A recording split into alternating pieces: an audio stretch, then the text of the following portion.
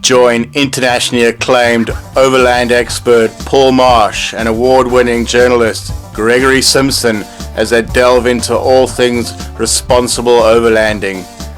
From choosing the right vehicle, getting yourself prepared, getting your vehicle prepared, safety tips, and much, much more. Only on Responsible Overlanding. Do you find sometimes people rely too much on GPS and not rely on their own sensors? Yeah. GPS is a wonderful tool, and I think it's great to use a GPS when you know you're looking for a place specifically. But I do feel that there's absolutely a room for a good map, and get the enormity of where you're going and what's around you, and understand what you're going to see. That you don't find yourself just following a little screen and not connecting with the rest. And that's the problem with technology. Any form of technology, whether it's our phones, your tablets, our PCs, GPSs, they disconnect you from what's around. You've seen, how many times have you walked into a restaurant and you've seen a couple and they're both on their phones? I want to go and pull the phones out there and say, just talk to each other. Exactly. You may not have each other. So there's a place for it. Don't get me wrong. Yeah. But I think when you're on trips in it, it's really important that you balance that out. That technology doesn't overrule the whole experience. And a GPS is one of those devices that can absolutely create this. I had a couple years ago, and they'd had all their maps and books stolen on their trip, and they were gutted. I mean, can you imagine? They broke in, maps, books gone, everything. A long time ago. But they came back, and when I spoke to them, they said, you know what, we didn't replace our maps, we didn't replace our guidebooks. We actually stopped and spoke to people and asked them where we should go. We saw more places that most people don't get to see because they were more off the beaten track that locals knew about. And we had better interactions with people. So how was that? Isn't that the whole point of overlanding, to get lost sometimes? Well, I think they don't say the road less traveled, the road less traveled takes you many, many different directions. And that's also a concept to think about.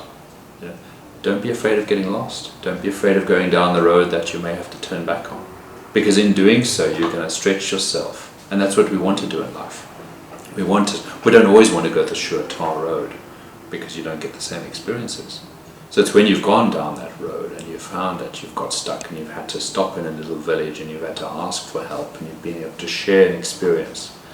That's the heartwarming stuff that you come away with. The smiles that you see, the people who've generally got time. That's what's humbled me on my travels, especially in Africa. People have time. And if there's one thing that is so important to me, it's time. Time to be, time to do, time to experience. Time. Isn't that one of the biggest misconceptions about Africa, that it's such a dangerous place? When you go into these little villages and the people won't help you. I always say it to people, they say, how dangerous is Africa? God, it's really got to be dangerous. And I said, once you leave north of Johannesburg, it actually gets safe. And I've got a lot of clients I send into Zimbabwe. I love Zimbabwe. In Zimbabwe, I would walk around, that people are amazing. As you know, they're just beautiful souls, and they just walk around. They'll help you any day. And it really, you can get bad situations in any country, but more often than not, people draw that onto themselves, or they go in ignorant. So it is important to be aware of certain things, but don't be paranoid, because you will find, if you're in small villages, take time to stop, take time to engage with the people. You'd be surprised. Slow down a bit. Slow down, open the windows, put the arms out, wave, shake people's hands, look them in the eye. It's just, that's the beauty of taking that time. And I've got a guy I work with on the classic car rallies. His name's Bruno. And Bruno runs a really good classic car rally company, and he's amazing with children. He's just this, he could be a father to the world's children, he really could. He's with his camera, jumps out, he gets involved with the kids, and he has fun with them, and man, you just see smiles all around. And I can just see how that really lights him up. He just loves kids. And that's one of his passions, to go and experience and enjoy the time with the children. And it's just great. Is that a responsibility of the overlanding community to give back to the communities they drive through? I think it's very difficult to give back. Just to give back, even if it's just a wave or a smile or a handshake. Yeah, I think that's and not just drive on. Yes. No, I think the responsibility we should take on board is to create awareness. To create awareness of what's out there. You know, we're privileged to be able to get into a vehicle and go and experience overlanding in remote places of Africa and the world. And I think the responsibility should be to come back and share with the rest of the world what's out there. For those who can't, you know, Andrew is an amazing storyteller. He goes to different parts and he comes back and he films it beautifully and he puts it out there. And that's for me very, very special, because you're taking people who maybe can't get out there, who haven't had the opportunities, who can sit back and be a part of that world.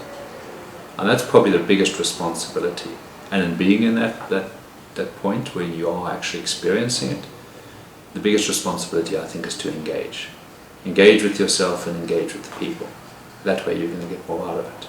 You take away a memorable experience and you come back with something that is etched into your soul and etched into your heart with what you've shared. And it's not just a memory in your mind. You know, I say try and get out of your mind and try and get into the soul and the heart of that. You know, we talk about Africa, and Malawi was always known as the heart of Africa. Big heart, big people, big smiles, big warm. But think of that when you're traveling. You know, think of getting into your heart of the heart of what you're doing, the heart of travel. And it does take you out of your mind. It takes you, you know, you need to feel Africa. You need to feel the travel when the road you're driving, you know, the road less traveled, the dust and the dirt. And you need to feel all that, and that becomes real. Do you ever get any motorcycling overlanders coming to you for advice? Oh yeah, I do. Do those people get even closer to the action because there's no? It's different. You know, it's very different. I think you're right. If you have to cycle on a bicycle, your experience is going to be very different. And people really respect that. You know, the locals know what it's like to ride a bicycle and how far it is. It's not easy. So, you know, cycling is going to be absolutely a different experience to a motorbike, to a four-wheel drive. Certainly when you're not encased in a vehicle, you are more exposed to the elements, to the people, and you haven't got a choice. You stop and it's you and your bike and or bicycle, and so you will be forced by that nature to connect more with people. And often you hear these guys have some incredible experiences, and sometimes solo travelers too. You know, I built vehicles for guys who go out and travel solo, you know, and it's just lovely to see, because they have a different experience as well. They have to put themselves out there, so they have to take the time to engage, otherwise it's very lonely. And they do, and they end up picking people up to give them lifts, and they end up engaging in conversation more than they would if you're a couple. Because often if you're a couple you can become a recluse and just do your little thing. So it's important not to put yourself out there, and to go and walk around the campsite if you're in with other campers, and engage with them as much as you engage with the local people along the way that you can take time for. So do you sometimes recommend to go solo to bring yourself out of your shell a bit?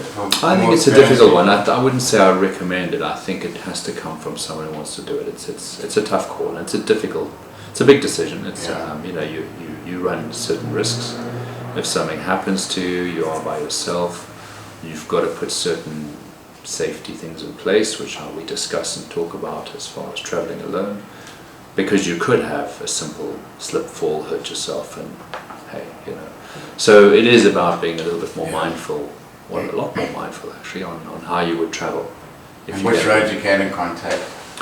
Yeah, it's, you know, people will probably not always know that when they're traveling, as to the extent of is it dangerous or not. It's not so much the danger. Or more getting bogged in soft sand or something like that. Yeah, that's true. You know, but you know, if you get bogged, it's more about I'm solo, I need to be, you know, more prepared. Yeah. But let's face it, today people carry, you know, they carry devices, so you never really.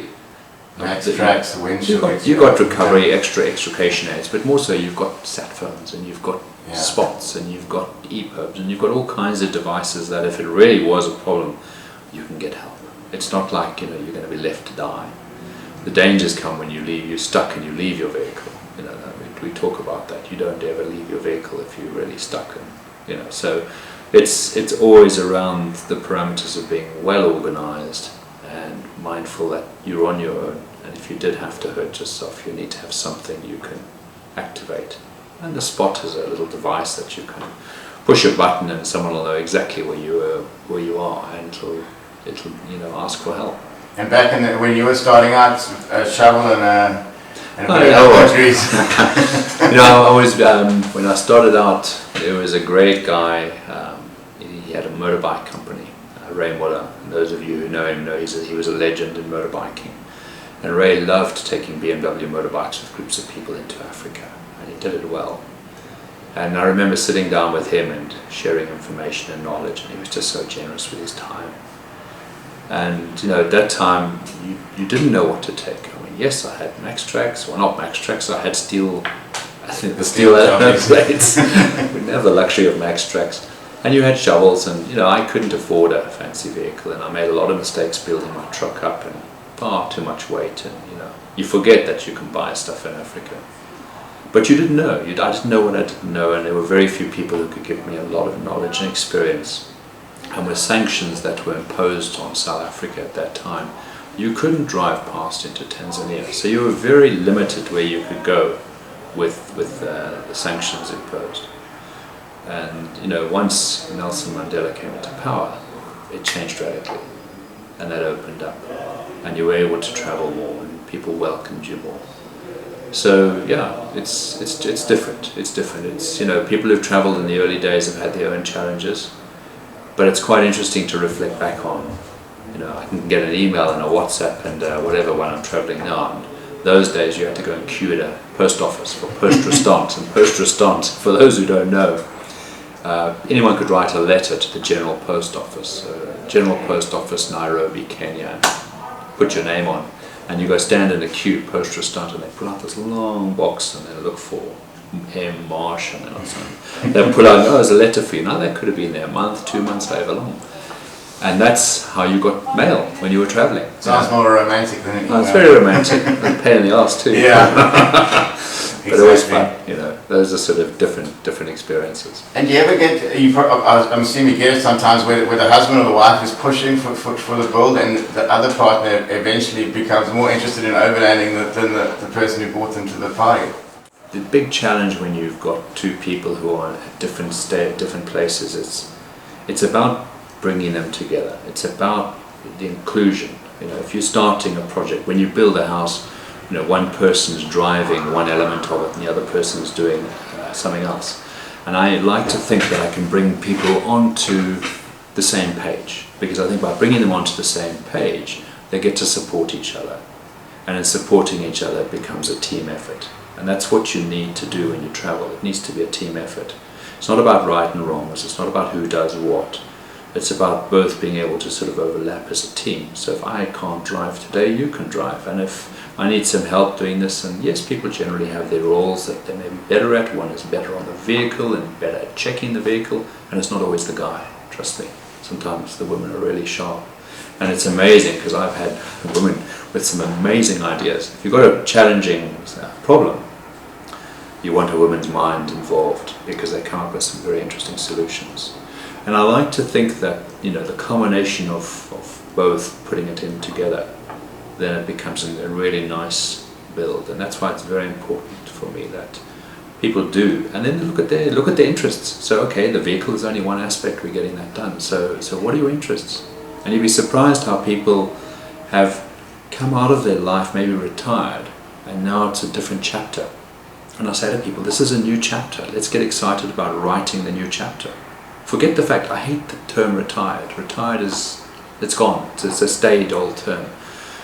Change your energy, change your direction, start a new chapter. It's as exciting as what you've done for the last 20 years. And let's see what your interests are that you can bring into this chapter. And let's see. So someone might be painting, might be sketching. On one expedition, the doctor with me she was brilliant. She used to sketch freehand and then watercolor. So if I was busy on one of the vehicles sorting something out, she'd be on the roof there with a sketch pad and watercolors, and it's just, that was her free time when she wasn't looking after people on a big rally. We really found, and I do say to people, take that time, it's your time, make it and build it into your day, because you do set up a routine when you travel. And that's why it's difficult when people ask folk to come and join them in their own vehicle. I kind of discourage There's not enough space. Well, I like to think that you build a vehicle and not make enough space, to be honest, without being, it depends on the type of trip you're doing, but if it's a long distance overland trip, it's far better for people to have their own trucks, because you do build a routine, you do get to know your space, And then when you have someone else in your space, And there's not much space to start well, with. it's a small space, but then it becomes difficult to include Yeah. other people, you know. And some do it very well, and sometimes. So there's always lots of discussions around that. And it also helps having two vehicles in a recovery situation. You know, yes and no. I mean, it certainly does. If you've got two vehicles in a recovery situation, you're absolutely right. It does make it easier. It gives people the confidence to travel And deeper go maybe a little, yeah, and maybe go deeper into areas that they wouldn't necessarily do. But I do think that traveling like that, you do need to, if you're going to do it for extended periods of time, you know, going for a long trip, I tend to ask the people to prepare themselves separately. Travel together and be prepared to give some time out if you need it, because it can be quite stressful. You know, if you want to get to know someone, take them hiking, take them overlanding, and you take away all those facades, you take away all the parameters that most of us define ourselves with. And when you've got all those parameters stripped away from you, you're kind of standing there a little bit naked, you know, in a sense, and going, well, this is me now.